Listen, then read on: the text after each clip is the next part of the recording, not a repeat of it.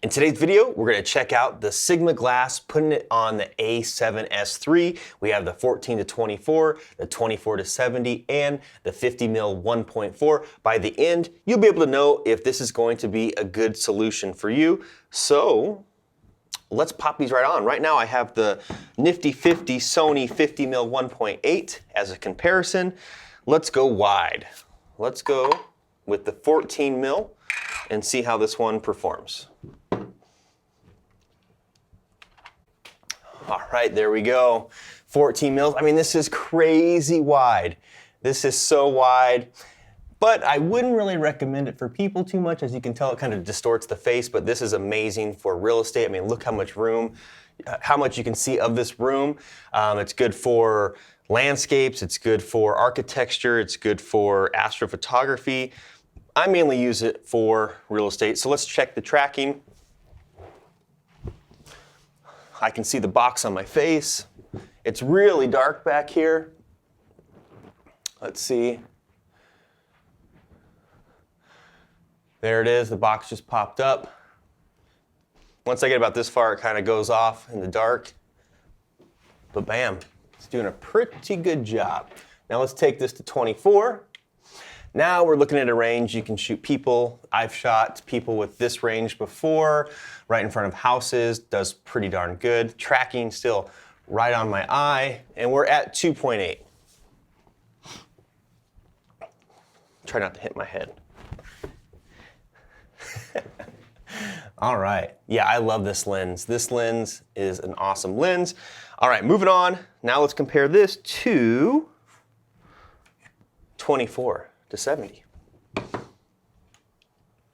All right, so now we're on the 24-70. If you were to get one lens, I would say this is the one to get, either in the Sigma version or the Sony version. It just works so well, it's so versatile. I use this so much, especially filming in my office and other places. I can just reframe and don't have to move my stand. Let's test the autofocus here.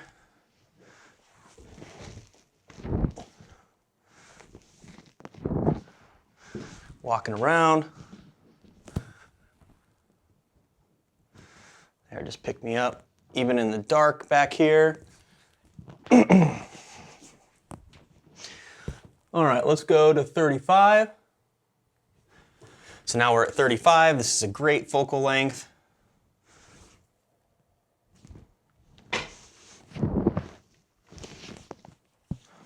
It's just so lightning fast. Then we're gonna go to 50, and we're just keeping it at 2.8 for everything. So 2.8, I don't have to change my exposure.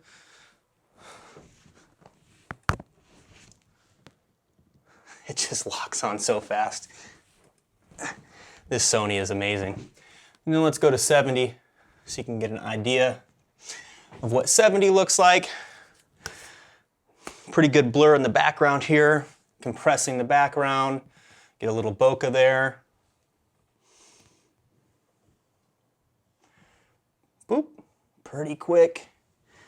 It's pretty quick. Let's go back to 50 since we're going to go to the 50 so we can compare. I'm going to have to change the exposure a bit because this guy is a 1.4. This thing is super fast. It's super huge.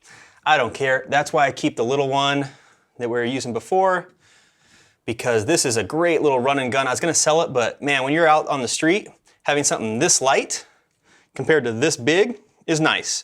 But when I'm doing studio stuff and more professional work, I wanted to have that 1.4 just to get that little bit of extra bokeh and tone. So let's throw this on there. I mean, gosh, that's just such a lovely piece of glass. It's just amazing. All right, let's throw it on.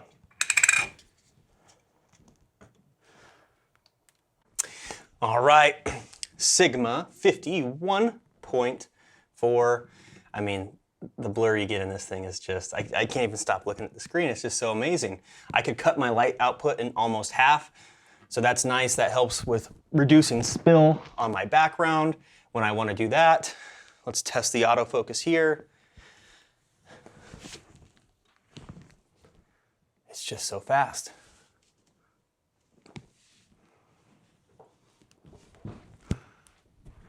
Still getting my face back here.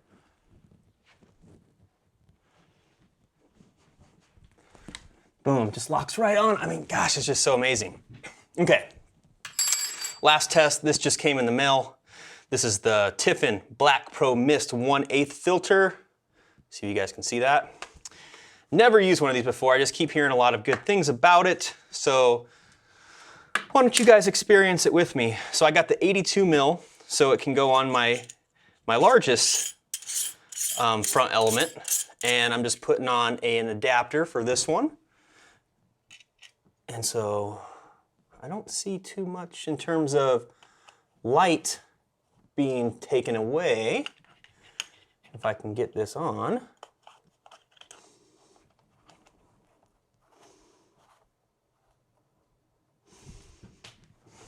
All right, let's see how much different that is. Make sure I got the same, same exposure. So it's not really taking light away. So if you don't know what this does, it's supposed to give a little bit, take the harshness off of the highlights and give it a little bit more of a filmic look, a vintage look. It's gonna bloom the lights a little bit, the bokeh. So let's see if I can take it on and off. I don't want to drop it.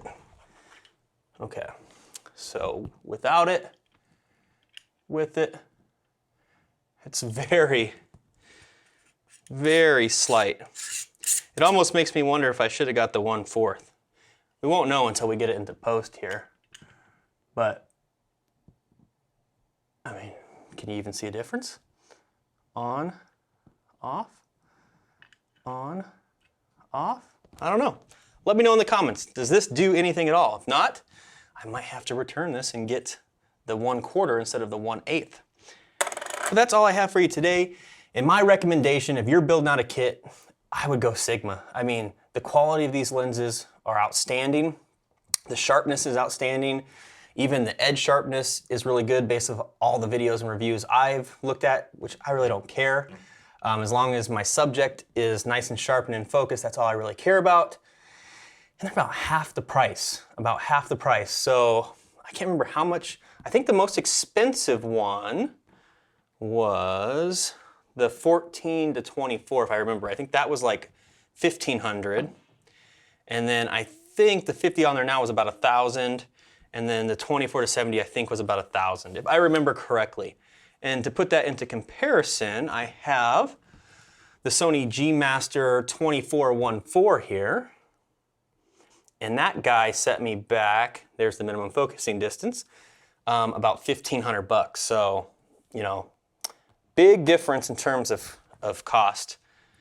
But that's all I have for you today. I hope you enjoyed this. If you want more content that involves video, how to use video to make money in your business, and just overall having a good time in content creating, then go ahead and subscribe and like and hit the bell and whatever the heck else you're supposed to do on the YouTubes. Thanks for watching, and I'll see you on the next one.